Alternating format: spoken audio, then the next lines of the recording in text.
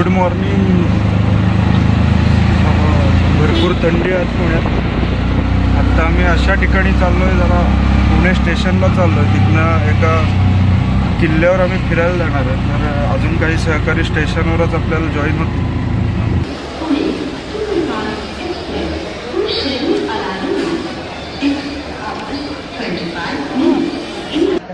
पळा पळा.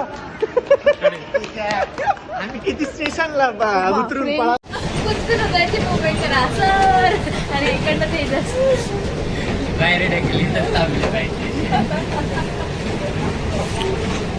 हा झालं झालं. जोरदार नाश्ता चालू आहे. आवडली बरं भारी झाला. वडापाव, चहा, पोहे, मिसळ, हॉटेल एकविरा मिसळ. आता आम्ही लोहगडाकडे चाललो. 4-5 किलोमीटर आहे, चालायला 2 तास लागतील. आम्ही आता चालत चाललो. हाय, माझं नाव प्रवीण. मी तेजस सोबत आज ट्रेक करतोय. मजा येते. त्याच्या व्लॉग सोबत ट्रेकिंग करतोय. वजनासोबत प्रसिद्धी पण आहे. दीपाली पण आहे. हाय, मी दीपाली. मी त्याच्यासोबत लोहगड ट्रेकिंग करते. खूप मजा येते आम्हाला. निकिता. हॅलो. आम्ही लोहगडला जातोय आणि आता आम्ही रस्त्याला खूप मजा चालत करणार. चालत. ब्लॉग सोबत कंटिन्यू राहा. खाल्लेला नाश्ता पचवण्यासाठी चालत चाललो. येस, चालत चाललोय आणि आम्ही आता भरपूर चालणार. अजून कोण आहे? शरयू. हॅलो, मी शरयू. रवी. रवींद्र. मोठे कार्यकर्ते. आणि धनिष्ठा. Hello guys. आता 2-1 तासात आम्ही किल्ल्याच्या पायथ्याला जाऊ. नंतर ताकद असली तर वरती जाऊ.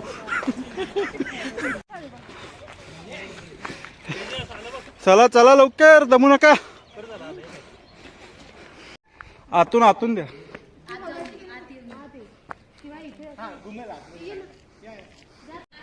नमस्कार मंडळी. सध्या लोहगडाच्या जवळच असलेल्या भाजे लेण्यांमध्ये आपण आलेलो आहोत. खरं तर अतिशय पुरातन शैलीमध्ये असलेल्या या लेण्या पांडवकालीन असल्याचं मानलं जातं. आपण बघू शकतात की संपूर्ण डोंगरामध्ये या लेण्या कोरल्या गेलेल्या आहेत आणि प्राचीन संस्कृतीचं दर्शन आपल्याला यामधून घडतंय. फक्त एवढंच नाही तर एक सुंदर कलाकृती आपल्याला दिसते. कारण दगडांमध्ये लेणी कोरणं ही सोपी गोष्ट नसती. आत्ताच्या काळामध्ये विज्ञान प्रगत झालंय, तंत्रज्ञान, संस्कृती ही वाढत चालली आहे. पण त्या काळामध्ये कुठलीही अत्याधुनिक सुविधा नसताना सुद्धा या डोंगरामध्ये लेणी कोरली गेली. निवासाची व्यवस्था, मंदिरं कोरली गेली. ही पुरातत्व खात्याच्या अंडर असलेली ही लेणी आपण बघू शकतो. तर आता आपण एक अर्धा तासाची चढाई पार केल्यावर भाजे लेणी म्हणून आहे तिथे पोहोचलो. तिथपासून एक साधारण इथपर्यंत आता बौद्ध स्तूप वगैरे आपल्याला पाहायला मिळतात. काही अशा छोट्या छोट्या खोल्या आहेत ज्या जुन्या पुरातन काळातल्या वगैरे आहेत. छान. आता आम्ही इथे फिरलो, काही फोटो चांगले काढले. आता परत आम्ही खाली उतरणार आहे आणि किल्ले लोहगडाकडे जाणार आहे. तो एक ट्रेक आपल्याला करायचा आहे. सो अजून एक 15 मिनिटांनी आम्ही खाली जाऊ. चालत चालत लोहगड किल्ल्याकडे जाणार आहे. तिथे गेल्यावर आता काय काय बघायला आहे ते आपल्याला पाहायला मिळेल. रवींद्र माने, तुमचा एकंदरीत अनुभव कसा आहे भाजे लेणीचा? खूप छान अनुभव आहे. मी इथे दुसऱ्यांदा आलोय. नमस्कार मंडळी. खरं तर लोहगडाच्या जवळ असणाऱ्या भाजे लेण्यांमधून सध्या आपण प्रवास करतोय. अतिशय सुंदर ही वाट तुम्ही बघू शकतात. निमुळती होत जाणारी डोंगरामधून एका खिंडीसारखी असणारी ही वाट. चला पण आता पुढे जाऊयात.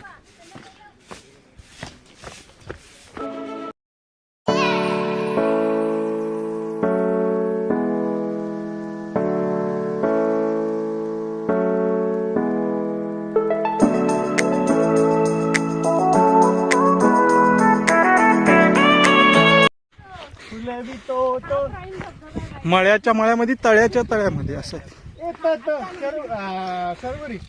शरयू. जय श्रीराम. अरे माझी मैत्रीण आहे. आता आपण पोहोचलोय किल्ले लोहगडावर. एक 300 ते 350 पायऱ्या चढून गेल्यानंतर आपण आता गडावर जाऊ.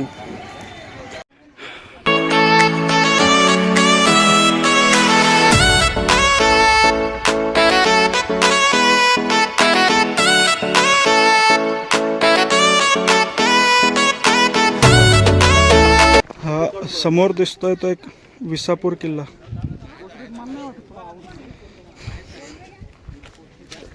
लोहगडाच्या एका बाजूने खाली आपल्याला एक जलाशय पाहायला मिळतोय आणि तसंच हळूहळू डावीकडे आल्यावर हा समोर एक विसापूर किल्ला.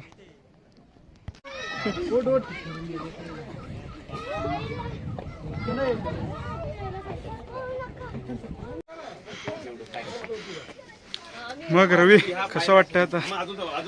खूप जास्त त्रास होतोय, ऊन भरपूर आहे. रिक्षाने आलोय पण ही पोरगी लई त्रास देते. फोटो काढ. फोटो सेशन चालू आहे.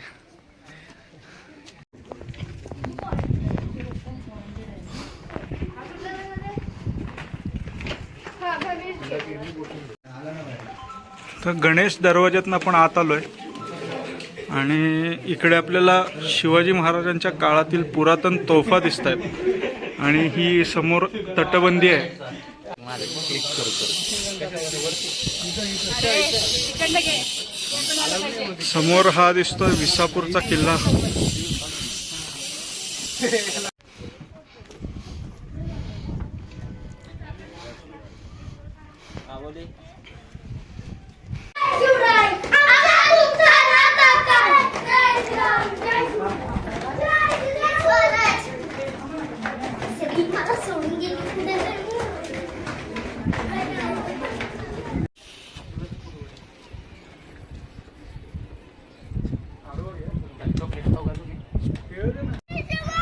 इथे बघतो आपण शाळेची सहल एक आली आहे.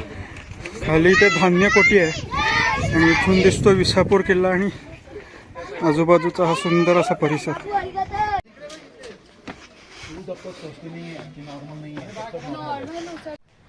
लोहगड किल्ला हा 18व्या शतकातील किल्ला ज्याला ऐतिहासिक महत्त्व आहे. तसेच वेगवेगळ्या काळात अनेक राजवंशांचे हे सत्ता केंद्र होते, ज्यात विशेषतः बहमनी, निजाम, मुघल, चालुक्य, राष्ट्रकूट, यादव आणि मराठा इत्यादी राजवंश होते. 1648 मध्ये छत्रपती शिवाजी महाराजांनी हा किल्ला जिंकून ताब्यात घेतला, परंतु 1665 मध्ये पुरंदरच्या तहानुसार हा किल्ला मुघलांच्या ताब्यात आला होता. नमस्कार. समोर इथे एक शंकराचं सुंदर असं पुरातन मंदिर आहे आणि हा लोहगडाचा परिसर.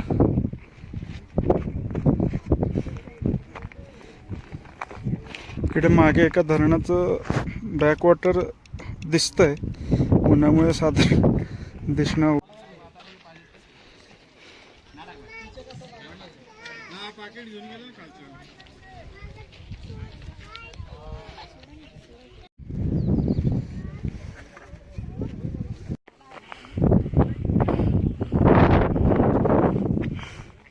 श्वास थांबा.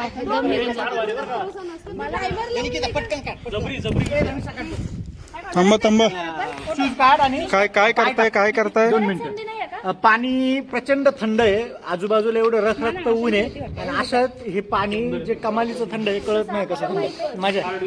येस, सगळ्यांनी पाय गार करून घ्या. आपण लोहगडावर फिरलो पूर्ण 2-3 तास, पण इथे काही सोयींची आवश्यकता आहे असं मला वाटतं. मग त्याच्याबद्दल तुमचं काय मत आहे की स्वच्छतागृह असेल, पाण्याची व्यवस्था असेल? ती गडाच्या एकदम खाली आहे, पण वर आल्यानंतर रखरखीत नाही. गडाचा घेरा एवढा मोठा आहे, इथे काहीच सोय नाही आहे. म्हणजे महिलांसाठी स्वच्छतागृह नाही आहे. शासनाने ह्या गोष्टींकडे पण लक्ष देण्याची गरज आहे असं वाटतं. खरं ते गडकिल्ले आपल्या इतिहासाची खरं तर ही बोलकी विद्यापीठ आहे.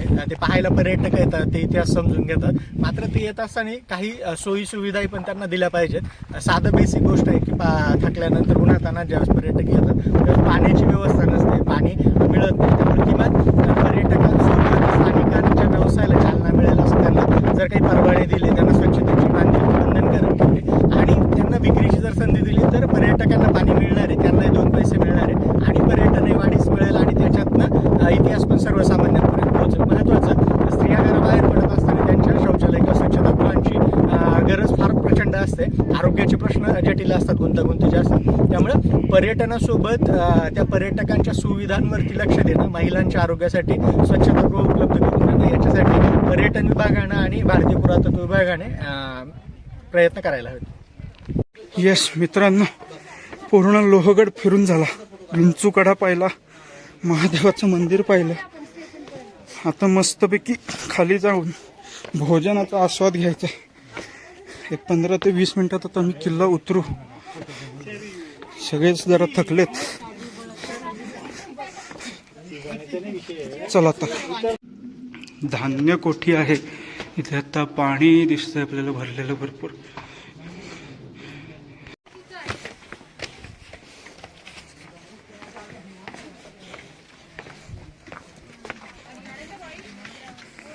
प्रवीण सर इथे फोटो काढताना दिसतात.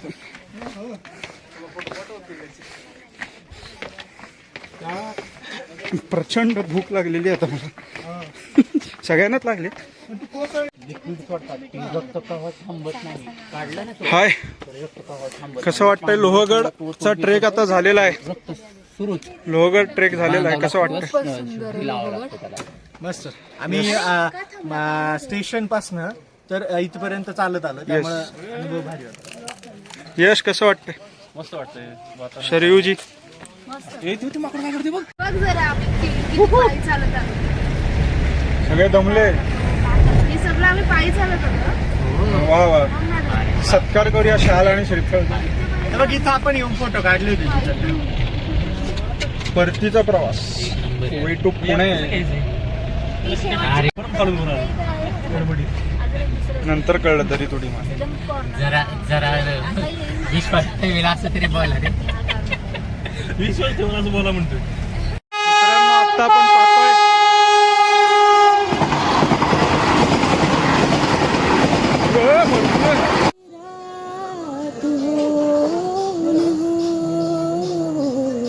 शायद फिर से जन्म मुलाकात हो न हो, लग जा गले. मेरे आबाद रहे तू, है वतन वतन मेरे आबाद रहे तू. मैं जहाँ रहूँ जहाँ मैं याद रहे तू, है वतन. तू खणकावित पैंजण याव, तू याव, तू याव. खणकावित पैंजण मी खेळत होते. तू याव, तू याव. खणकावित पैंजण याव.